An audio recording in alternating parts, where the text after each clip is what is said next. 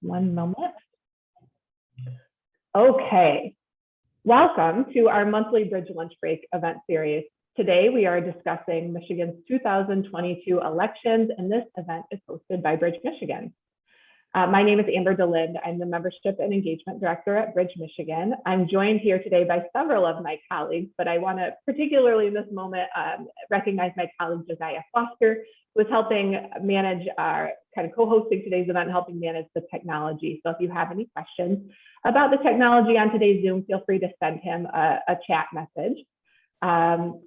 Just for a little bit of background information about Bridge Michigan, in case this is your first Bridge Lunch Break, Bridge Michigan is Michigan's nonprofit, nonpartisan news source, covering issues that matter to you and to your community. You can subscribe for free at bridgemi.com. We'll drop our specific subscription link into the chat momentarily. Events like today's lunch break are made possible by the support of our member community. Bridge Club members are people who have donated to our nonprofit newsroom over the past year. Those members receive a number of benefits, including access to free ebook copies of each Bridge Book Club selection, which is one of our additional event series that we have. To become a member today, you can visit a link that we'll drop into the chat, and members are those who donate any amount, and their support helps makes events like today's event possible. Today, we are so lucky to be joined by our Capitol reporting team, who will guide us through this already topsy-turvy election season and give us a sense of what might be coming next. Managing editor Joel Kurth will moderate this discussion with our political reporters, Lauren Gibbons, Jonathan Osting, and Yu Stella Yu. The schedule for today's discussion will look a little bit like this. Joel will start the conversation with our Capitol reporting team, asking them some moderated questions, and then we'll turn to reader questions for the team for the remainder of the event. Please don't unmute, just type your questions right into the chat at any time. Even you can do that right now if you have some questions for them, and we'll be answering those throughout the event. And we'll be certain to conclude by 1 p.m. today to make sure that we are valuing your time. As you heard at the beginning of today's discussion, we are recording, and we will be posting this recording in Bridge, Michigan this week. At this moment, I'd like to turn the conversation over to my colleague Joel to get us started. Fantastic. Thanks so much, Amber, and welcome to everyone. We're so glad you could make it. This works best if you all have many lively questions. We can go through these questions very easily, but as Amber said, this has been a cuckoo election, and we still have 5 weeks left to go before the primary and several months before the general election. So that being said, I think the easiest way to start is I'm wondering if Jonathan, you could sort of just give us an overview of the election, how we got here, the last few weeks. I'm sure we all have PTSD, even just covering everything that's changed recently. So can you get us started, Jonathan? Yeah, sure. So I'm going to be lead reporter on our gubernatorial coverage. So that's what I've been following most closely. And of course, it's been a wild couple months, really, in the GOP primary, especially. The race is now down to 5 candidates who are competing to take on Democratic incumbent Gretchen Whitmer. There were, of course, 10 candidates who had filed nominating petitions, but there was a massive circulator forgery scandal that knocked several candidates off the ballot. They fought in court to try and get back on and were ultimately denied. So it's going to be 5 candidates on the primary ballot. One of those candidates was arrested earlier this month for his role in riots outside the U.S. Capitol on January 6th. That's Ryan Kelly, January 6th in 2021, that is, Ryan Kelly. Myself and other reporters, too, had pretty thoroughly documented what Kelly actually did on January 6th, almost a year before he was ultimately arrested by the FBI. Not sure totally why it took so long, but it came right in the middle of the primary. And interestingly, he saw at least an initial surge in some of the polling, certainly got him a lot of name ID, Yet to be determined really how it's going to play with primary voters ultimately, but we do know President Trump is very popular, so maybe it'll help him. So beyond that, we've had nominations by the GOP for Attorney General and Secretary of State already. That would be Matthew DePerno and Christina Caramo. Those are nominated at conventions. So the GOP top ticket is going to come down to one of those 5 gubernatorial candidates, Matt DePerno, Christina Caramo, and then some lower ticket races as well. The primary, of course, is in August, so we've got a couple months here to have those races sort out, but absentee ballots already went out last week, so people can be voting in this election right now. Terrific. Thank you so much. And also to remind everyone too, we also at stake this year is 13 congressional districts. We also have the stake of the legislatures up for grabs, as well as ballot questions, which we're going to be getting to very shortly. Lauren, way back in the dark ages, 2018, voters went to the polls and elected a redistricting commission.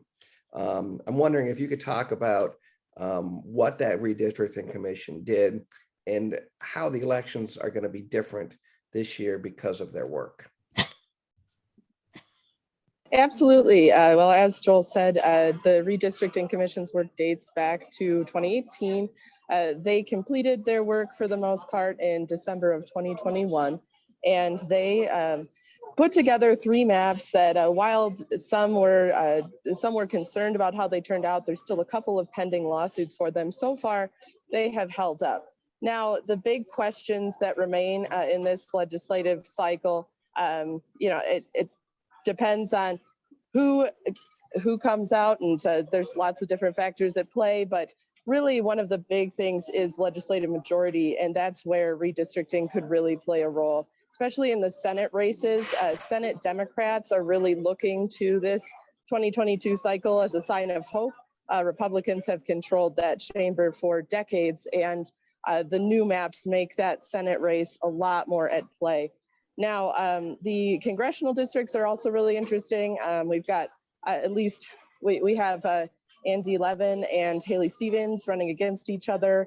And we also have a very, very competitive district in Detroit, where that could determine whether Michigan still has a Black member of Congress at this point, which is a race that a lot of people are watching right now. So I would say those are some of the main things that could be changed, or it could really be different this cycle from previous cycles due to redistricting. Terrific. Thank you so much. Stella, you've been watching and covering ballot issues this year. I'm wondering if you can get us up to speed, but also, talk a little bit about a story you broke yesterday regarding the abortion, reproductive rights, constitutional amendment, and maybe if you feel comfortable too, talking a little bit about what role Roe versus Wade is going to play in the overall election. Yeah, for sure. So before I get started, just wanted to drop a link in the chat. I mean, this is, so as Joel said, I am the reporter specifically tracking ballot issues this election cycle. It's really interesting. For me, this is my first year covering Michigan's ballot proposals. So originally there was, a field of more than a dozen proposals, which is about like the most anybody has seen in Michigan for a while. So that was sort of my baseline, but we obviously see, so the link I just dropped was the tracker that we have that we update periodically to reflect where every ballot proposal is right now. And so, yeah, originally we had a lot of proposals, almost hard to keep track of, but now the June 1st deadline to submit enough signatures to establish a state law to present their proposal before the legislature and maybe on the November ballot, that has already passed. And we've seen only 1 out of 9 proposals that actually met the deadline and turned in more signatures than the minimum requirement. But whether that would withstand challenges, whether that is enough valid signatures, considering a lot of signatures might be thrown out due to clerical errors or, as Jonathan already mentioned, forged signatures, we just don't know yet. whether that one specific ballot measure, which is Michiganders for Fair Lending, it's about payday loan. We don't know whether that is going to qualify for the November ballot. Currently, there are 4 constitutional amendment proposals that are out there circulating. That deadline is July 11th. And so a lot of the 2 big ones are reproductive freedom for all and promote the vote. I believe that you guys see that the most frequently, but also there's Michigan right to vote, which is a similar election reform measure that is also out there circulating by volunteers. And so that's sort of like the landscape of what could be on the ballot as of now. Oh, I should also mention that there was a constitutional amendment proposal called Voters for Transparency and Term Limits.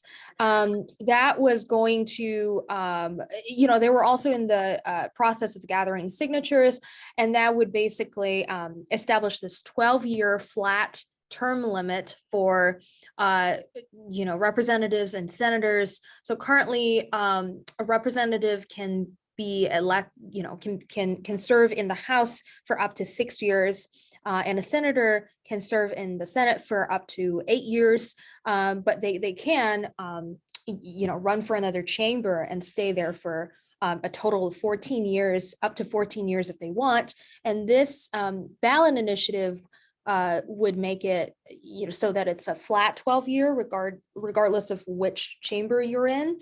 The legislature has done the campaign a big favor by changing by voting directly to place that on the November ballot. So that is for sure going to appear on the November ballot right now. But the legislature did make some changes so that to basically weaken some of the originally proposed disclosure rules that would apply to legislators, the governor, and so on and so forth. So that's basically like the landscape. In terms of, a story that just came out yesterday.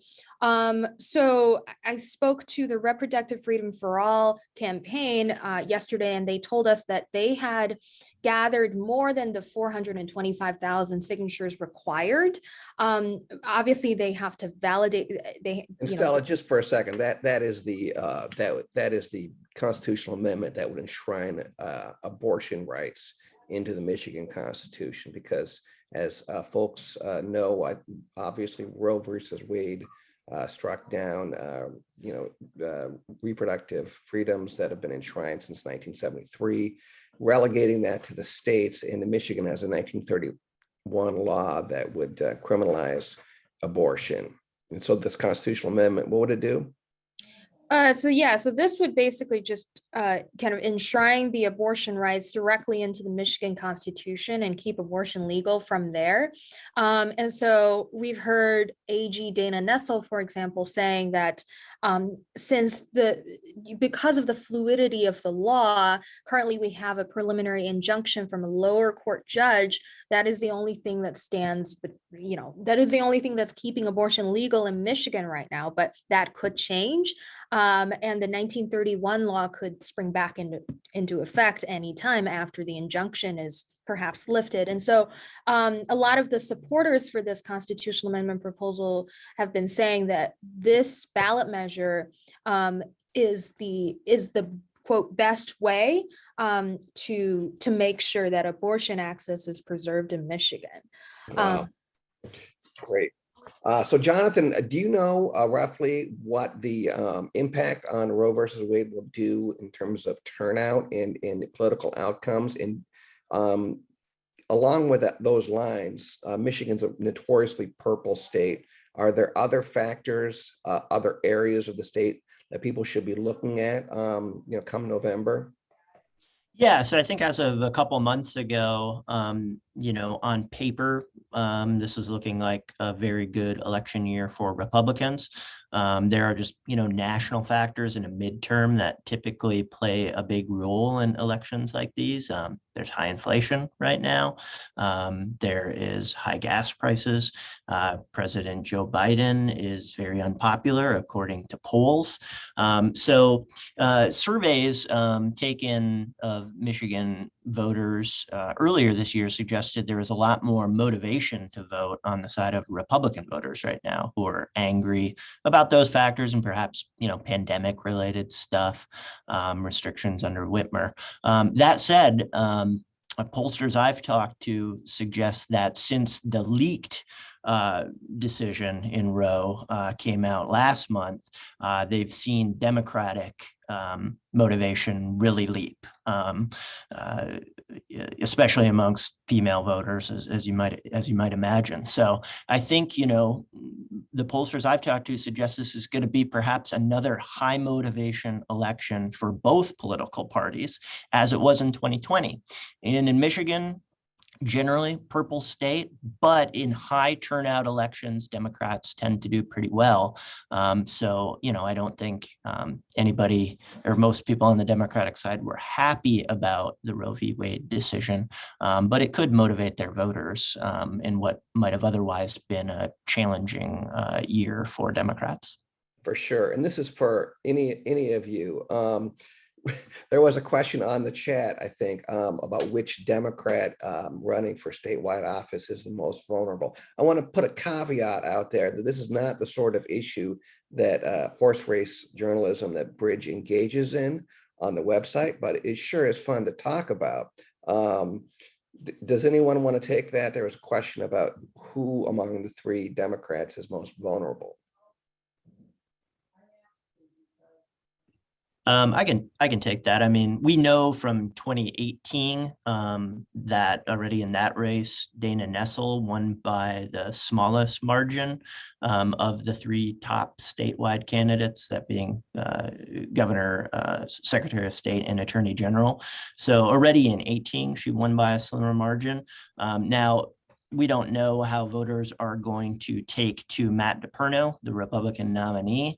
But, Nessel has some vulnerabilities, I would say. Of course, Republicans, including DePerno, continue to bring up what she admitted to was getting drunk and essentially passing out at a football game, not related to her conduct in office, but not a great look for a politician in public. She also, has formerly done comedy and tends to say provocative things as if she were still a comedian. So I think Republicans feel like they have a lot of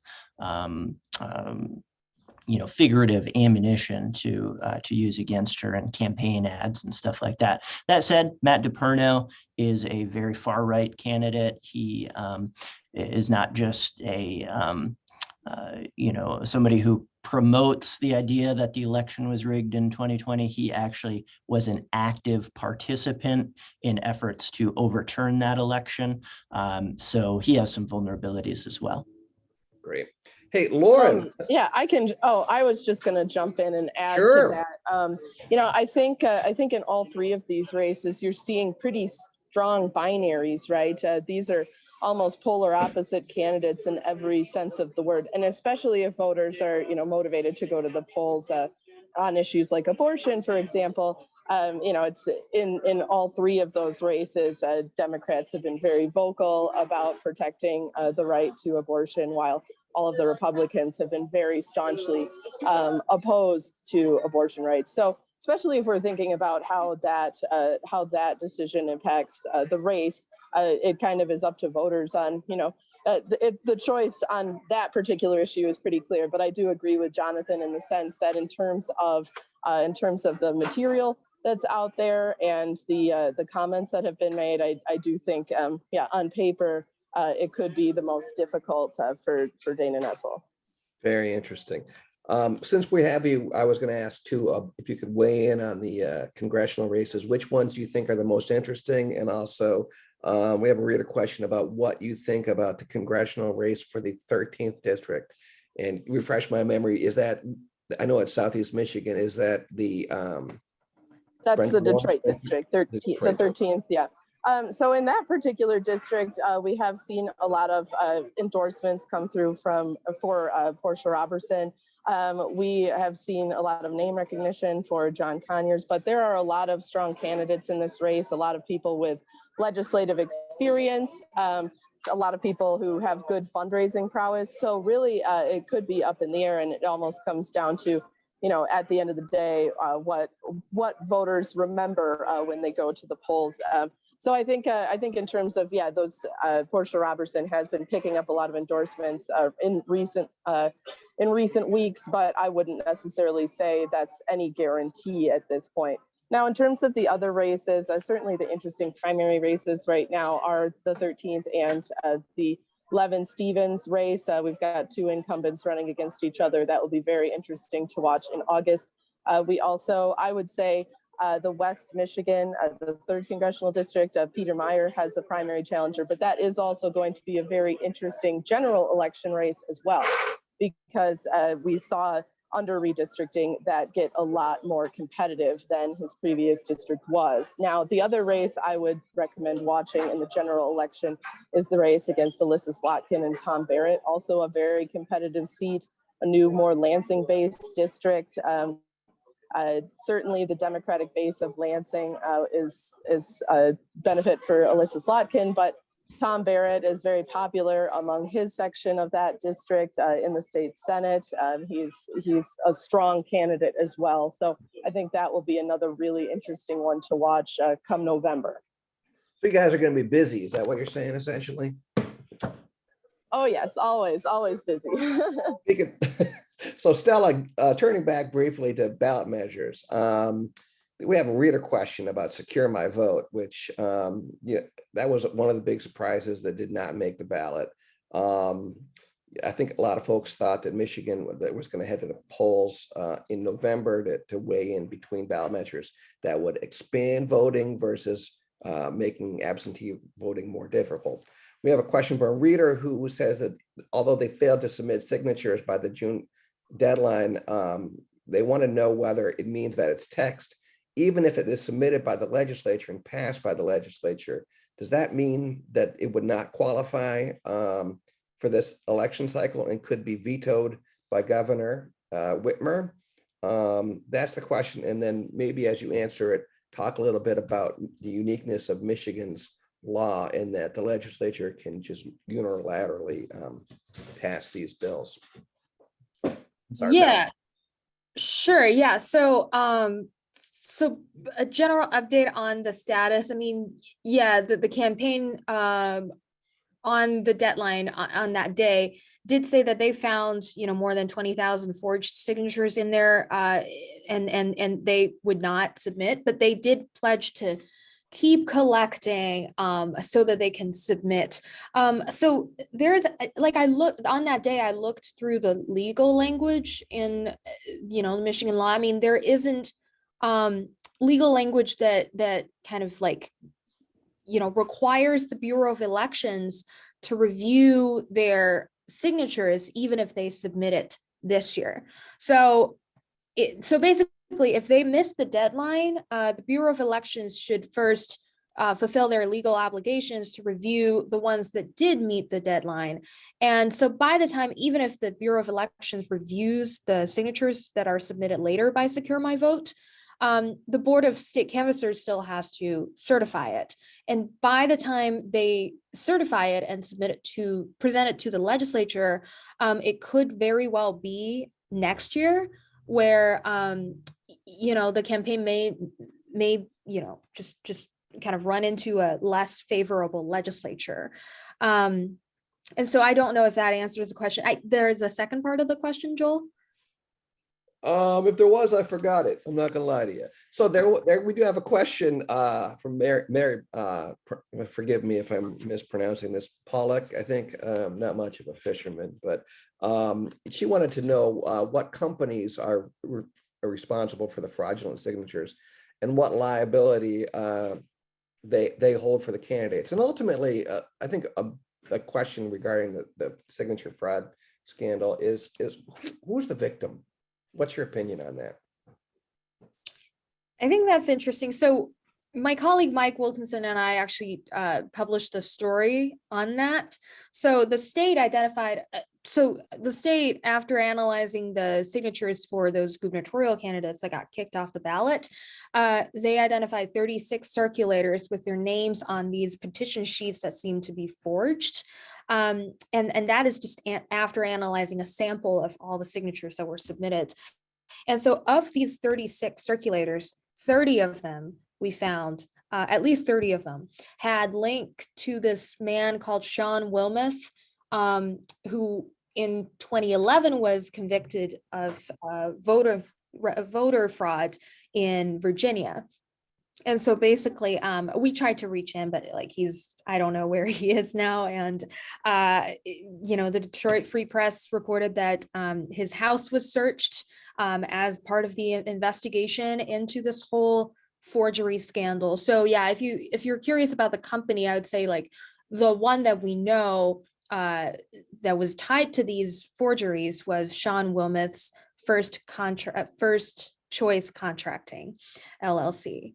And yeah, so speaking of victims, I mean, different sources that I've talked to have different opinions. I mean, obviously the candidates were, crying foul. I mean, you see Perry Johnson and James Craig, filing these unsuccessful legal battles, trying to take this to court and say, well, we should have remained on the ballot. And Perry Johnson tried to delay the printing of the ballot, but to no avail. So obviously from the candidates' perspective, some of them claimed that they didn't even know that Sean Wilmoth was one of their subcontractors.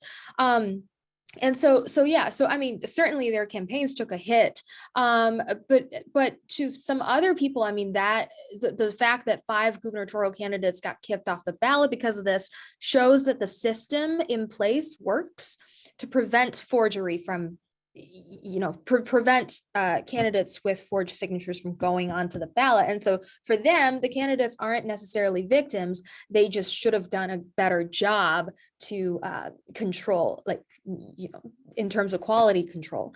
So yeah, there's certainly a very interesting debate around this. And in terms of legislative reform, some legislators like Curtis Hartel, for example, have tried to pass some laws to, bar signature circulators from lying.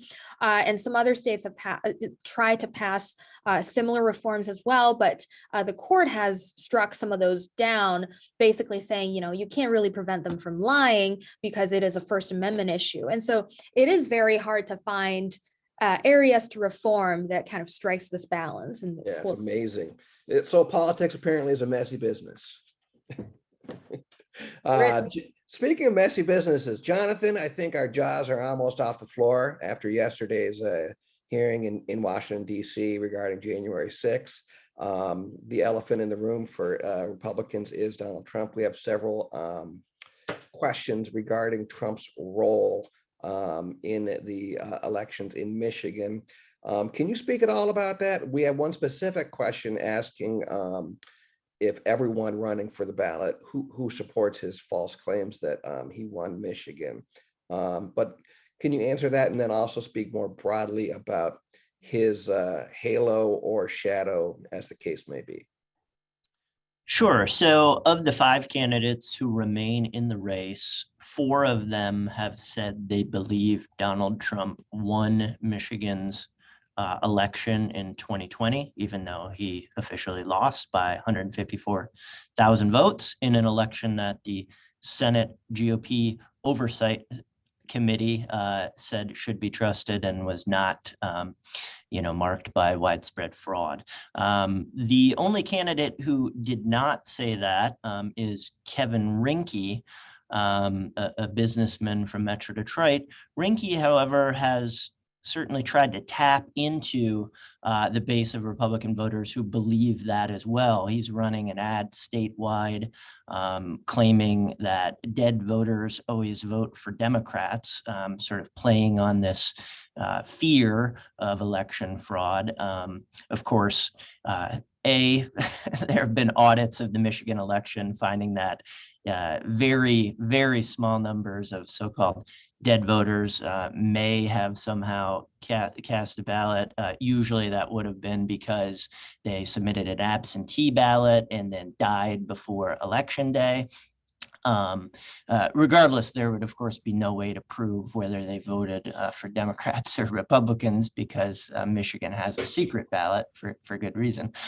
So, you know, all of the candidates are trying to appeal to voters who believe the former president's false claims about the election. In terms of Trump's influence on Michigan politics, it remains huge. I mean, the Michigan Republican Party leadership right now is very closely aligned with Trump. Trump played a big role in the county convention, or sorry, the statewide convention in April. He endorsed Matt DePerno for Attorney General and Christina Caramo for Secretary of State, and they both won those nominations at a convention. Now, of course, conventions are the voters at conventions are these diehard Republican activists, right? Delegates, precinct delegates, folks who are really involved. It remains to be seen, I think, whether Trump's sort of halo is going to spread to the primary itself or the general election. That said, he has not endorsed in the Michigan gubernatorial primary. That primary appears to be wide open right now, given the fact that two of the candidates that were kicked off, James Craig, he was the polling front runner. Perry Johnson was the biggest spender in the race. So polls really are sort of inconclusive on where that race stands right now. Trump has publicly praised Tudor Dixon on 2 occasions, but he has not yet endorsed her. The DeVos family has, which actually could be a complicating factor for Dixon if she wants Trump's endorsement, because Betsy DeVos has actually been pretty vocal about blaming Trump for not doing enough to stop January 6th. She resigned shortly after the January 6th riots, and she more recently has acknowledged that she and other cabinet members discussed invoking the 25th Amendment to try and remove Trump from office, which they ultimately did not do. So, yeah, I mean, most polling experts I've talked to, and pundits for that matter, prognosticators, think a Trump endorsement would be huge in the GOP primary at this point, just because that race is so wide open. It could really tip the balance in the direction of one candidate. Very interesting. Lauren, I love this question. It's a reader question. Are there any signs the middle is gaining power in policy and messaging? This reader wants this is where the state to be incremental improvement in consistent, sustainable way. Is there any signs we could go back to an era of moderation and cooperation between the parties? I think it really depends on the issue, honestly. In recent years, we have seen a lot of middle ground come to consensus on criminal justice reform, for example. That was a big arena where both Republicans and Democrats kind of came together in widespread support for expanding expungement opportunities, for example. In terms of, you know, issues like the elections or, you know, issuing a new law regarding abortion policy, there are certain issues where it's clearly still pretty far from consensus on these matters. And in terms of other areas, we have seen kind of ups and downs. I think during the pandemic, it was a little bit easier to come to consensus on state budget issues. The stakes were a little higher. That said, in terms of the stimulus spending, we still saw a lot of consternation and disagreement between Republicans and the Whitmer administration about how to spend all of this money that's been available. We're starting to slowly but surely get some of that out the door, but that was a major point of contention on something that I think a lot of members of the public probably thought was pretty straightforward. So I think it's really an issue by issue basis, but overall, we're really seeing a deep divide, especially as these matters like the access to abortion or whether or not the election was legitimate 2 years ago, almost at this point, like those are still major wedges that are going to continue making bipartisan policy more difficult. Terrific. This is a question for all of you, actually, and I'm going off script and ad-libbing a little bit, but In your day-to-day reporting, do you feel like there is a sense of gridlock in the legislature, or would you think that people would be surprised at how much they actually get done? I think if you talk to any lawmaker about that issue, they would say, yeah, that they actually get a lot done. And they do. I mean, the legislature passes, hundreds of bills every year. A lot of them are kind of low-hanging fruit or not super impactful, so they don't get a lot of attention. Some of them are, but they're not a provocative topic, so they might not get a lot of attention. But certainly, lawmakers, they pass a lot more bills than people give them credit for, and Whitmer signs a lot more Republican bills even than people give her credit for. That said, I mean, on big issues, right, like the budget, we've seen 3 years of really difficult budget processes. It's the biggest negotiation every year between the legislature and the governor, and things have not gone super smoothly between this governor and this legislature. Now, we might have a new narrative take hold this week. In fact, the legislature and the governor are working towards a budget deal to get it done in summer. Would be the first time that they've actually managed to finish a whole budget before summer break. They're not legally obligated to do so before the end of until October when the new fiscal year starts. But under former Governor Snyder, who of course was a Republican who had a Republican-led legislature to work with, they made it a real habit to try and get budgets done by summer. That's a really good thing for local schools, for local governments, who then have a better idea of how much money they in turn are going to be getting from the state as they prepare their own budgets. So maybe they'll come together this year, but it sounds like, again, on the bigger issues, they're setting it to the side. So there's all this talk right now about tax cuts, and the state has a bunch of extra money from both federal sources and sort of the economic impact of stimulus and how that's filtered down to the state. But it sounds like they're not going to come to agreement on taxes. They're going to run the sort of a basic budget and leave that issue for later in the year for more No fun. gas holiday. You know what I'm saying? Not immediately. Nope. Well, as I drive to Lansing today, I'm going to be very sad thinking about that.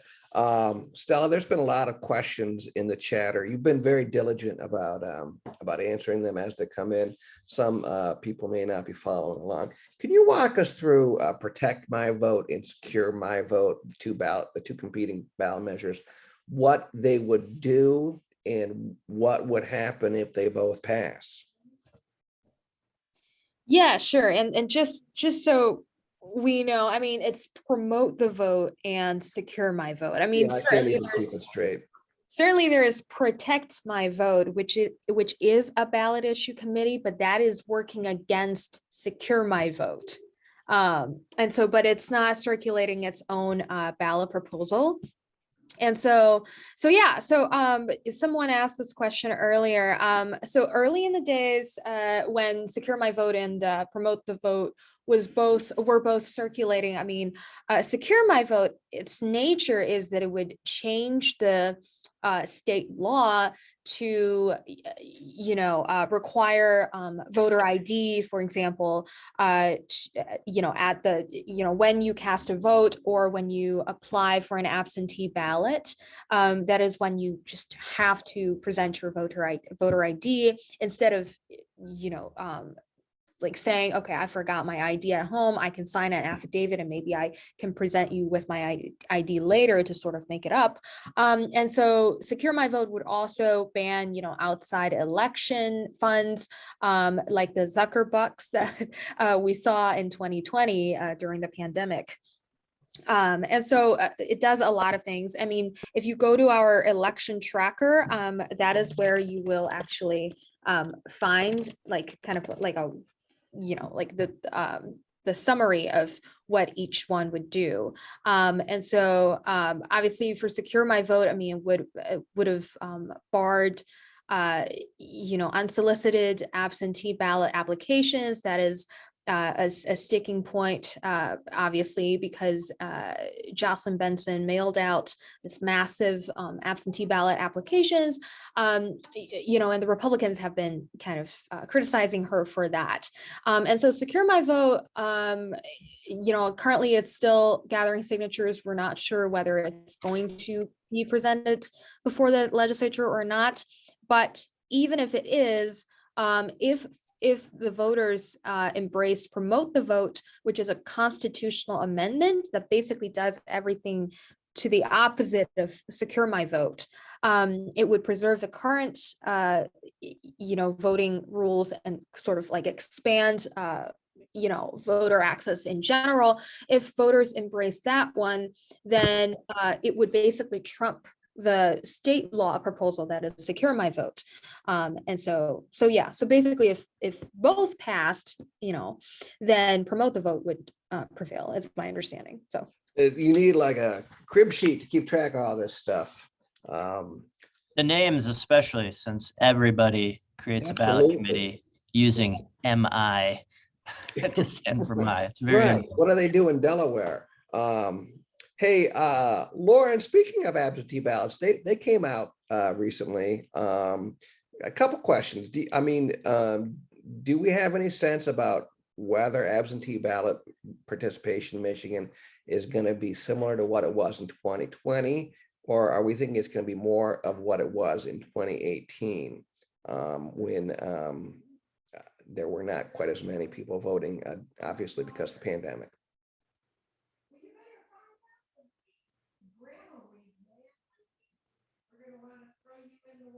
I think we may have lost Lauren. Jonathan or Lauren is I could weigh in on that. Sure. Join us. She's actually on vacation in Colorado. Okay. Can you hear me? Can you hear me? Actually, I just got back. Sorry. Sorry about that. Just a little bit of a technical issue there. There's a couple of different factors that could impact absentee voting. Obviously, in 2018, we saw no reason absentee voting go into effect. That in other states where that has gone through, we have seen a pretty sustained increase over time in terms of the number of people who are absentee voting. Now, that said, 2020 was a pretty big bump, partly because it was a presidential election. Voter turnout is typically higher in presidential elections than in midterms. And we also saw no reason absentee ballot applications sent out to all registered voters. That was the decision that the Secretary of State made in terms of, hoping to alleviate some of the issues related to the pandemic. So they're not going to send out absentee ballot applications this year. That means unless your local clerk is doing that, voters will have to take a little bit more initiative to register to vote absentee. Now, that said, based on what we've seen in other states, though, it will probably be higher than 2018 in terms of the number of people using the absentee voting option. That's just been proven out throughout the country in terms of areas that are doing this. So we'll probably see more, maybe not as many as 2020. Terrific. Jonathan, I believe we had a question regarding the State Board of Canvassers and a vacancy on there. I'm wondering if you can refresh everyone's memory about what the State Board of Canvassers are and whether there's been any effort to reform this Byzantine system of certifying elections in Michigan that came within one vote of paralysis last year, in 2020. Sure. Yeah. So the Board of State Canvassers is a 4-member board. It's 2 Republicans, 2 Democrats who are tasked with certifying elections, certifying signatures from petition drives, and they're sort of the final word. Well, actually, the courts are the final word, but they're the last word, sort of in the state government apparatus to decide these issues. To the reader's question, Norm Schinkel, who is the chair of the board, a longtime member, a Republican from Ingham County, he resigned earlier this week. He, as far as like tipping the balance of the board, it's always going to be 2 Republicans and 2 Democrats. And Schinkel was the lone Republican who did not vote to certify the 2020 election. So he didn't vote no, he just didn't vote at all. But in terms of, shifting the balance towards maybe someone who's less likely to certify an election if it's contested by Trump or another candidate, I don't think it's going to change the balance that much, because Schinkel is the guy who didn't vote to certify in 2020. So the way the process works is the Republican Party now is going to nominate 3 potential candidates to fill that vacancy. And then it's up to the governor, so Democratic Governor Gretchen Whitmer, to decide which of those 3 Republicans she wants to put on the ballot. On the canvassing board. I have not heard yet of the Republican Party submitting any names to the governor for consideration. This all happened very recently, so I imagine it'll be a few days, if not a couple weeks, but I'll certainly be tracking that. As far as ideas to reform it, no, there haven't been any major proposals that I know of to overhaul it. We did this week run an editorial from Katie Fahey and another gentleman she's working with. Katie Fahey, of course, led Voters Not Politicians, the group that helped ran the petition drive to end so-called gerrymandering by creating a new independent citizens redistricting committee. And in this editorial, she made the case that this is like sort of the next big issue that government reformers should try to tackle. But she didn't propose any specific solutions in that editorial, more trying to create a spark, like she did with that Facebook post that led to Voters Not Politicians several years ago. So there's talk about it, because it's not just the state canvassing board, it's county canvassing boards as well. They are specifically designed to be bipartisan, so 2 Republicans and 2 Democrats, but you need at least 1 vote from each party to accept something. So to certify an election, you need at least 1. In 2020, the question was, would at least 1 Republican canvasser in each county? This, of course, came to a head in Wayne County, where the 2 Republican canvassers initially refused to certify, changed their minds the same day, in the face of public pressure, did certify, and then tried to recant their certifications after the fact, once President Trump personally called them. You can see these being sort of potential choke points to hyper-partisanship. There's a lot of people fearful that, if we have a repeat of 2020 at some point in the future, that if these canvassers are replaced by even more partisan actors, or not just partisans, but loyalists to, for instance, former President Trump, that we could have a real situation on our hands. We'll see. So I'm not sure who's next or who wants to take this, but it seems as though, I'm wondering, the train almost went off the tracks in 2020. Have there been any real efforts to fix that in Michigan? I'm happy to take that.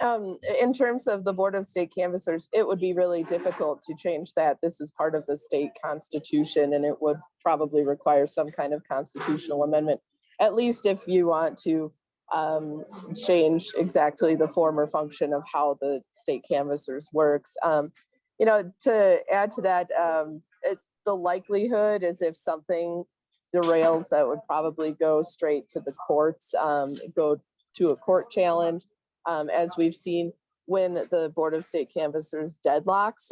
So if it's in a 2-2 vote on anything, that means the canvassers deadlocked on an issue.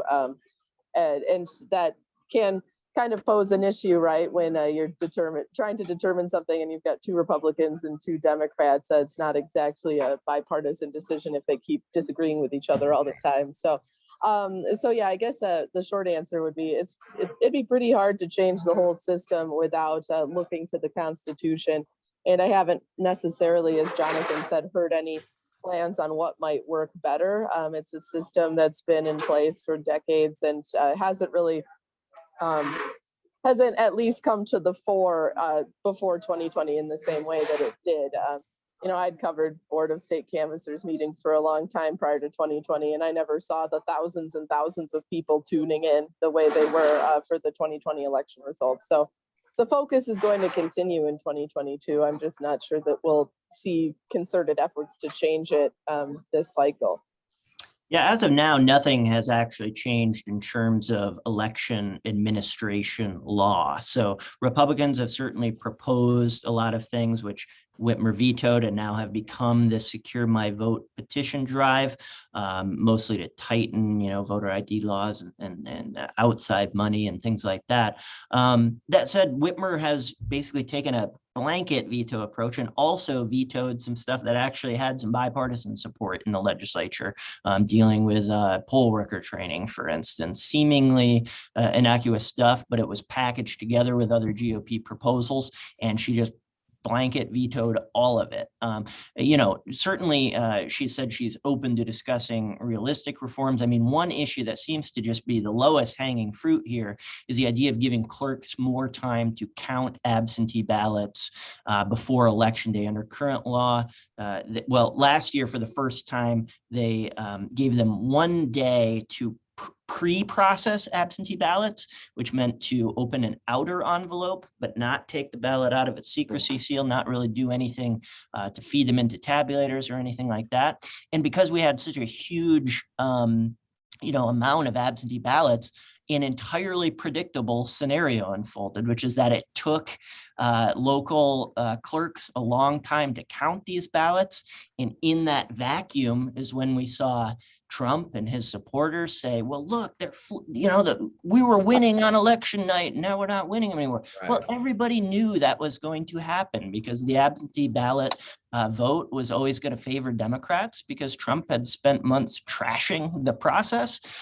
So Senate Majority Leader Mike Shirkey, a Republican, has acknowledged that. He has said he supports allowing earlier counting, and he's acknowledged he's taken part of the blame. He's owned up to it for allowing that vacuum to happen. But for whatever reason, the legislature has not adopted that. Clerks want it. Democrats want it. Senate Majority Leader Mike Shirkey, a Republican, wants it, but they haven't done it. So I don't really know why, but it is kind of maddening to cover, I guess, that there are some obvious reforms that no one's doing. Right? Yeah, that is a good moment to notice and acknowledge too that we do have a colleague joining us soon, Orlando Brand Williams, who's coming aboard to cover voting issues and the mechanics of voting for us through an exciting new partnership with VoteBeat, which is a national nonprofit, an arm of ChalkBeat. I think we've all learned far more than we ever thought we would know about the mechanics of voting over the past 2 years.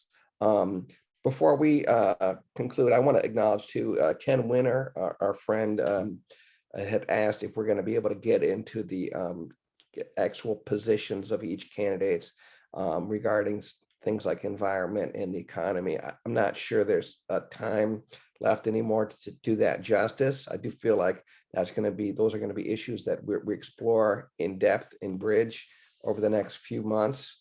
I do want to ask Stella, we have a couple more minutes to talk about, she covers campaign finance as well for us, and just to talk about what general trends we're seeing with money in politics during this campaign. Yeah, absolutely. I mean, I don't know how to squeeze I could go on and on about campaign finance for hours, but I think one real obvious trend is money always finds a way. And most of the time you don't know where it's coming from. I guess that's been my takeaway since covering campaign finance. So for example, when it comes to ballot initiatives, I mean, we've consistently seen millions and millions of what we call dark money that pours into the ballot initiative landscape. And this comes from both conservative and liberal ballot measures. So for example, and what we mean by dark money is usually when you form a PAC, form a political action committee, you usually have to file your contributions and expenditure with the Secretary of State, and you have to itemize those, meaning that for every single contribution that is more than say $100, $200, you have to note who that comes from. Dark money is when the money comes comes in, say, $100,000 or $200,000 from a 501c4 organization that is not required to disclose its donors. So you see these groups contributing, millions of dollars that could make up the entire, the total contribution for one campaign, but you do not know who has been feeding them money. So on the conservative side, we are seeing this group called Michigan Guardians for Democracy. It is a dark money group. It is not required to disclose its donors. And it has been donating to Let My Kids Learn, Secure My Vote, Unlock Michigan, all of which have failed to meet the deadline to submit their signatures.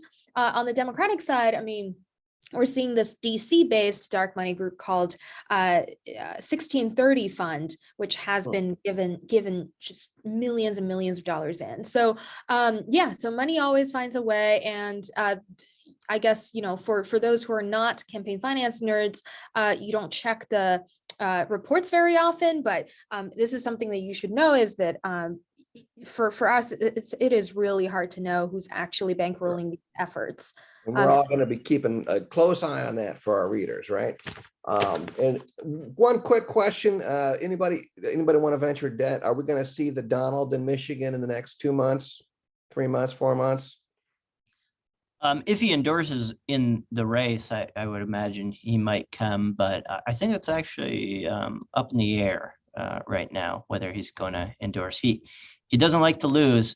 And in Michigan, he made a bunch of endorsements early of state house candidates who are not super well known. And I think he's worried his track record here is not going to be all that great.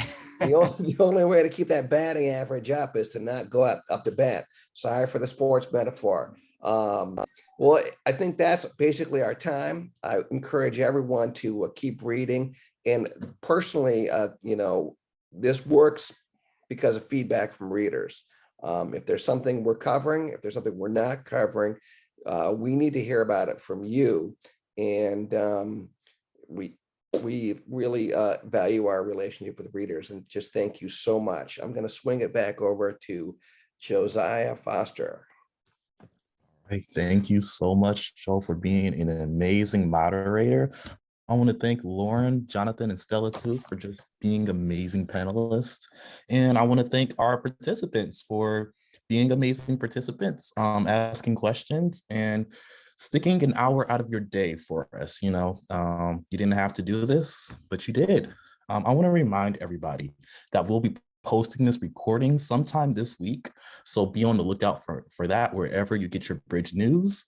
I want to announce that we will be resuming our next lunch break on July 27th. Be on the lookout wherever you get your news for the announcement, which is coming real soon. I want to remind you, if you are a Bridge member, anyone who donates to us over $1 or more, you are a Bridge member and you will be eligible to receive our next book club selection. So please consider becoming a Bridge Club member and having those exclusive benefits. I want to thank you all for coming out, taking an hour out of your day, and I hope you have a wonderful day.